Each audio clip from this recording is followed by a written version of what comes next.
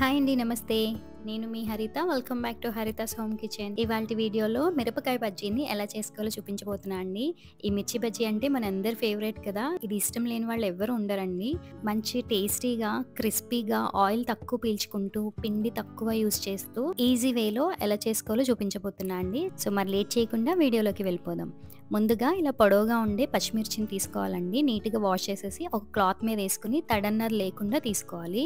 ఇలా పొడవుగా ఉన్న పచ్చిమిర్చిని తీసుకుని చివరగా ఉన్న టిప్స్‌ని కట్ చేసుకొని తీసుకుందామండి. కట్ చేసుకొని ఇలా మధ్యలోకి ఘాటు పెట్టుకొని లోపలున్న గింజలన్నీ రిమూవ్ చేసుకోవాలండి ఇలాగా.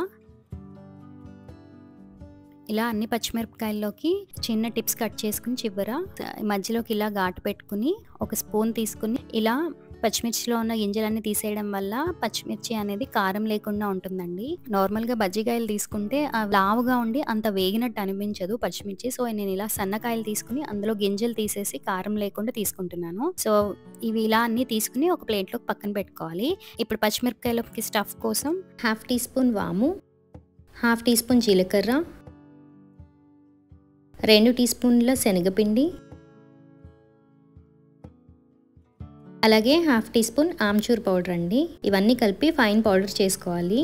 ఇలా పౌడర్ పట్టుకొని మనం ఘాట్లు పెట్టుకున్న పచ్చిమిర్చిలో వేసుకోవాలి పిండిని. ఆ పచ్చిమిర్చిలో ఉన్న తడి సరిపోతుందండి. ఈ పచ్చిమిర్చిలో ఉన్న తడి పీల్చుకుని అది సరిపోతుందండి. ఒకవేళ మరీ డ్రైగా పొడి రాలిపోతుంది అనుకుంటే గనక ఆ మిక్సీలోనే కొంచెం వాటర్ ఏసి ఒక తిప్పితే ఎక్కువ వాటర్ ఏయకుండా లైట్‌గా పేస్ట్‌లా అయ్యేలాగా వాటర్ ఏసుకుని కూడా తీసుకుని ఇందులో స్టఫ్ చేసుకోవచ్చండి. ఇలా అన్నిటిలోకి ఈ వాము పొడి అనేది పెట్టుకోవాలి. ఇలా అన్ని స్టఫ్ చేసుకుని ఒక పక్కన పెట్టుకుందాము. ఇప్పుడు బ్యాటర్ ప్రిపేర్ చేసుకుందామండి. ఒక బౌల్ తీసుకుని 1.5 కప్పు శనగపిండి వేస్తున్నానండి.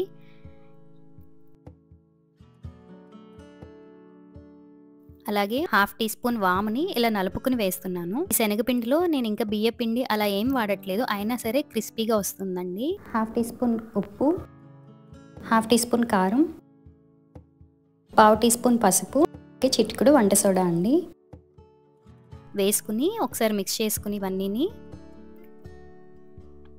వాటర్ వేసుకుంటూ విస్కర్తో కలుపుకోవాలండి. ఒకసారి ఎక్కువ వాటర్ వేసేయకూడదు, లమ్స్ కింద ఫామ్ అయిపోతాయి. సో, కొద్ది కొద్దిగా వాటర్ వేసుకుంటూ ఉండలు లేకుండా మెత్తగా పేస్ట్ లాగా కలుపుకోవాలి. ఎక్కువ వాటర్ ఒకసారే పోసేయకూడదండి. ఈ బజ్జీ పిండి అనేది పచ్చిమిర్చికి పట్టుకుని ఉండేలాగా కలుపుకోవాలి. ఇలా మొత్తం మిక్స్ చేసుకున్న తర్వాత ఒక 2 నిమిషాల పాటు పిండిని ఎక్కువసేపు ఇట్లా విస్కర్తో బీట్ చేసుకోవడం వల్ల గుల్లదనం అనేది వస్తుందండి శనగపిండి. సో, ఇలా కలుపుకున్న తర్వాత ఇప్పుడు బజ్జీలు వేసుకుందాము. మనం కట్ చేసిన సైడ్ లోపలికి పెట్టుకుని దాన్ని ఒక టర్న్ తిప్పుకుని ఇలా అంచుకి రాయడం వల్ల పిండి అనేది ఒక సైడ్ లేకుండా ఉండి పచ్చిమిరపకాయ వేగుతుందనమాట. ఆయిల్‌లో వేయగానే ఆయిల్ మీడియం ఫ్లేమ్‌లో పెట్టుకోవాలండి. హైలో పెట్టుకుంటే ఒకసారి కలర్ వచ్చేస్తాయి. ఇలా వేసుకున్న తర్వాత ఒక 1 మినిట్ పాటు వేగిన తర్వాత తీసుకుని ఒక ప్లేట్‌లోకి పక్కన పెట్టేసుకోవాలి. ఎందుకంటే ఇది మనం డబుల్ ఫ్రై చేస్తున్నామండి. సో, జస్ట్ కొంచెం అలా కలర్ రాగానే తీసేసి వేరే ప్లేట్‌లోకి అలాగే మిగిలిన బజ్జీలను కూడా వేసుకోవాలండి. ఇలా డబుల్ ఫ్రై చేయడం వల్ల ఆయిల్ అనేది పీల్చుకోదనమాట ఎక్కువ. చూస్తున్నారు కదా, బజ్జీలు కూడా మంచిగా ఉబ్బుతున్నాయి కదా. మనం సోడా ఉప్పు మరీ ఎక్కువ వేయలేదు, అలా అని మరీ తక్కువ వేయలేదు, మీడియంగా వేసాం కాబట్టి సో, ఆయిల్ అయితే అస్సలు ఒక్క డ్రాప్ కూడా పీల్చుకోలేదండి. చాలా క్రిస్పీగా వచ్చాయి.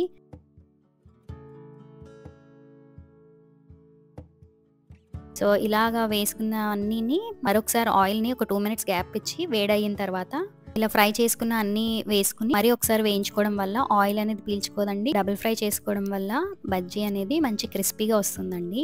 చూస్తున్నారు కదా, మనం బండి మీద వేసినట్టు ఉన్నాయి కదా బజ్జీలు, మధ్యలో గ్యాప్స్ వచ్చి.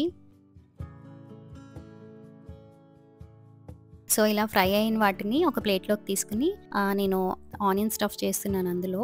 ఈ ఆనియన్స్‌లో చిన్న చిన్న ముక్కలుగా కట్ చేసుకుని దీంట్లో వేసుకుంటున్నాను. ఇలా మధ్యలోకి ఘాట్లు పెట్టుకుని అన్నిట్లికి తీసుకుని వేసుకుంటున్నా అండి ఆనియన్స్.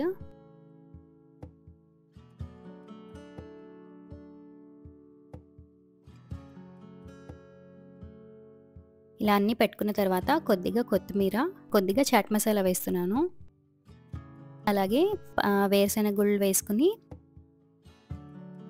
వేసుకొని గార్నిష్ చేసుకున్న తర్వాత పైనుంచి ఒక లెమన్ స్క్వీజ్ చేసుకుంటే సరిపోతుందండి. అంతే అండి. ఎంతో ఎంతో క్రిస్పీగా, టేస్టీగా ఉండి మిర్చి బజ్జీ రెడీ అయిపోయింది.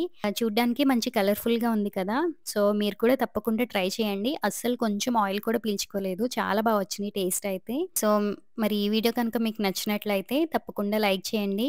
అలాగే మీ ఫ్రెండ్స్‌కి, ఫ్యామిలీకి షేర్ చేయండి. మరిన్ని ఇంట్రెస్టింగ్ రెసిపీస్ కోసం హరితాస్ హోమ్ కిచెన్‌ని సబ్స్క్రైబ్ చేసుకోవడం మాత్రం మర్చిపోకండి.